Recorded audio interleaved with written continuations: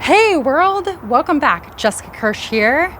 Today is a very special day. It is International Repair Day. So to all the fixers, repairers, people who break things on a normal basis like myself and have learned to repair things over the years because they're clumsy or whatever, they just happen to have that kind of luck. Today is a day to celebrate repair, the right to repair. It's a movement, hashtag right to repair. But today is an international global celebration for all of the people who repair things. Phones, computers, tractors, cars, whatever it is that you repair.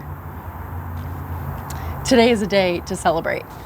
And today I went golfing. And in Jessica style, I broke my driver head off of my driver. This isn't the first time that I've done it to this particular driver. It was sent back to the manufacturer. Manufacturer said it was a defect. I did it again. So here's the fixers, the repairers. I don't know if I'm gonna be able to repair this myself, but apparently the manufacturer wasn't able to repair it either. So happy International Repair Day. Let us all celebrate the right to repair. Hashtag right to repair. Hashtag International Repair Day. Hashtag iFixit. Hashtag Jessica Kirsh. Thanks for watching.